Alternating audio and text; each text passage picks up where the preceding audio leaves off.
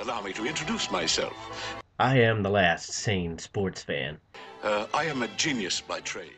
I just knew too much. Does that make me crazy? Does that make me crazy? Does that make me crazy? Possibly. Hello everyone and welcome once again to The View from the Midwest. Took a day off yesterday, but we're back and better than ever and talking about some NBA. Couple big topics. Obviously the big one from yesterday is the NBA draft happened, and hopefully whatever team you happen to follow drafted someone fairly good, unless you're the Lakers, and then I don't care. Or the Knicks. Got to throw the Knicks in there as well. It was interesting, though, the Knicks picking Porzingis, I believe is how you pronounce his name, and basically he almost got booed out of the building. But Phil Jackson very convicted in his belief that he will be a good pick. But that's not the topic I want to talk about today. It is one of the players that did not get drafted, and people are going to say, well, who cares? Well, I care because this kid is a good kid, I think, overall. And I have a personal stake in it because he went to my college. Cliff Alexander played for the University of Kansas, came in prior to last season as a top 5 recruit, and he is now only the second player in NBA history to go into college as a top 5 recruit and then not get drafted the following year. Now, a lot of things went into this kid's downfall. There are a lot of people out there who basically say, if you really know who he is, know how he is, know how he acts, that he probably would have declared for the draft anyway, even if all the extra situations had not happened to him. I mean, I don't know him personally, so if that's the case, then all of a sudden my argument falls apart a little bit. But overall, I still feel bad for the kid, because even if he had intended to declare for the draft no matter what, his season was cut short in college because his family, most likely his mother, decided to take improper benefits, most likely a big loan from an agent who got in their ears, said, oh yeah, you'll be able to pay me back with all this NBA money he's going to get.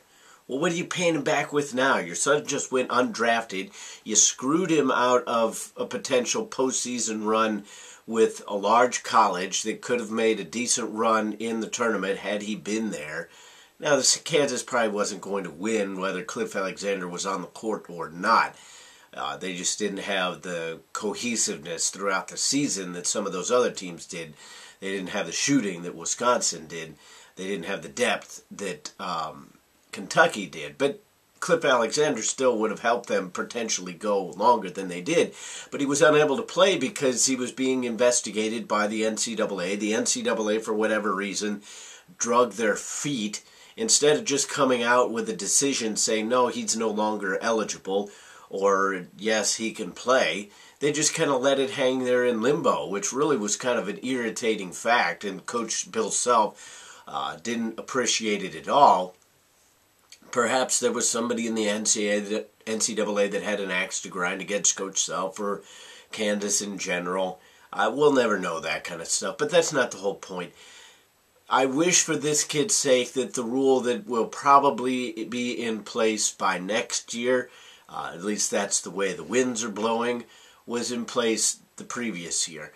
Because as of right now, there are strong rumors going around that there's going to be a rule put in place that basically allows at least invitees to go to the NBA draft camp, get their status within they'll be talking to general managers, they'll be talking to team officials, the people who are going to be making those selections. They will get their draft grade, and then they will know whether or not they should come out early. And if they are projected to be mid-second round or later, or even second round, or not at all, then all of a sudden they have the opportunity to go back to school. Now, Cliff Alexander, again, he is a special case because maybe he wasn't going to be eligible even if he was allowed to go back to school. But you feel bad for a kid like that because chances are he's not going to make it in the NBA. As an undrafted free agent, there are very few who make it in those kind of situations. Now, if he can kind of beat the odds and come out and be a professional athlete, more power to him. But more and more kids honestly need to stay. There are plenty of people out there. My original assertion that there are lots of kids out there who declare and then are just out of the NBA right away may not be completely correct. Oh, excuse me. But there are so many people who end up just being bench warmers. And if you're there to collect the money, that's fine. Thomas Robinson, another Kansas player, is a good example. He only averages about 5 points and 5 rebounds a game. He's been with, I believe, now 4 teams in his time in the NBA. Still has the talent to do something decent with his career. But even if he doesn't, Tom Keegan of KUSports.com, who I normally don't like, but wrote a good piece on Cliff Alexander, compared him to Thomas Robinson, with how he would have been so much better served if he had been able to stay for 3 years, because Thomas Robinson put off the NBA for 2 years, led his team to an NCAA final, basically put him on his shoulders, got people to really buy his stock. Now all of a sudden, even though he hasn't necessarily made it in the NBA, he's still made a total of $10 million in game checks. Well, I mean, you can't really argue with that. I mean, the problem is that there's still so many people out there that are treating the NBA as though it's the lottery. Chances are you're never going to make it, but they still keep putting that money in, buying those tickets.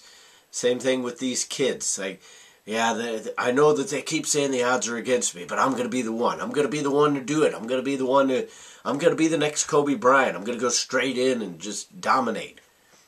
It doesn't really happen. The NCAA should not be looked at as a feeder system, but there are so many kids out there who would be so much better if they were able to play in college, learn a system, play as a team. None of this AAU crap that basically you're just out there. And that's the only reason the AAU is beneficial to the NBA, because they're playing NBA systems. It's basically, we're going to just hand the ball to our best guy and let him go at it. Everybody else spread out and get out of the way. I'm not a proponent of the triangle offense, but I do think that there needs to be more offensive systems in the NBA. I'm tired of this stuff where it's basically hand it to LeBron James, everybody else get out of the way, let him charge down the lane. Now, LeBron is a pass-first guy, so I'm not necessarily picking on him particularly, because the big stars on just about every team do this. But that is my other point with the NBA, is they're hurting them. To me, they're hurting themselves so much by allowing this one-and-done rule. And I understand that there are legal ramifications. There will be lawsuits and all sorts of court payments to be made. But I don't care if a 19-year-old skill-wise or an 18-year-old skill-wise is necessarily ready to go and play against other professionals. Mentally, they're just not. They are just not. There are very few special people like LeBron James, like Kobe Bryant, like Kevin Garnett, who even in their first years still struggle, because you're playing against men. And I'm still not talking about physically.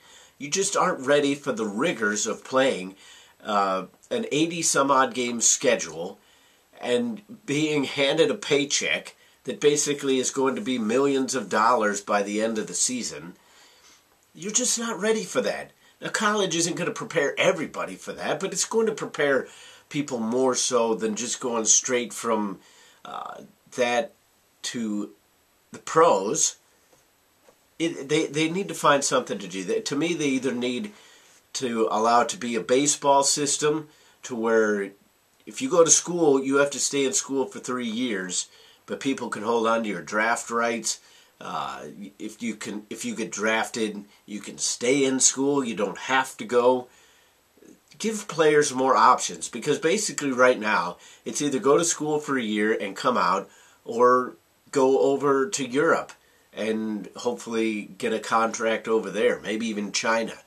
Now, obviously that would be beneficial because that will help you grow up. You've got to learn an entirely different culture. But I think it would be so much of a smoother transition if they would either just draft like baseball does, put them in the minor leagues, develop the D-League as more than just an extra way to get a few extra bucks out of fans, or allow college players to stay longer, because I believe that will be completely beneficial. Jay Bilas can argue until he's blue in the face about whatever he wants to argue about paying college athletes, all that kind of stuff. That is ridiculous. Let college players stay longer if it is beneficial to them. And 9 times out of 10, I believe that it would be beneficial to them. The players from Kansas are a great example, with the exception of Andrew Wiggins, who did end up lighting it up for a bad team in Minnesota, but still doing very well in the pros. The past few draft picks from the University of Kansas, probably going all the way back to Kirk Heinrich, or maybe Dwight Gooden, they haven't been doing enough. They're getting paychecks, they're staying with NBA teams. You can't fault them there. They're probably happy in their financial situations.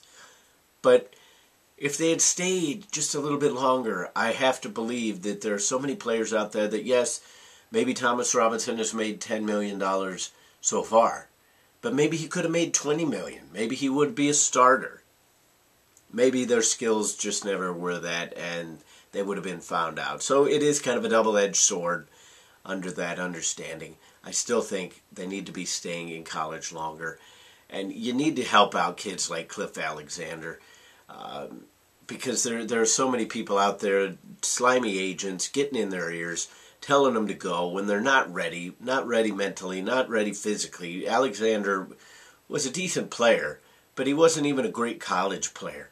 And perhaps that was mental, but again, he could have developed. Now he'll never get the chance. And now he may not even graduate from school, because who knows if anybody will even give him the scholarship that would allow him to do so. It's a sad situation, as are many of these kids that go undrafted that thought that they were going to be making millions of dollars. That is The View from the Midwest. What are your views on today's topics? Comment and rate and subscribe if you're watching on YouTube. If you're watching on Facebook, share it around with your friends. But until the next time, I'll see you then. I remember when I lost my mind. There was something so pleasant about that place. Even your emotions have an echo and so much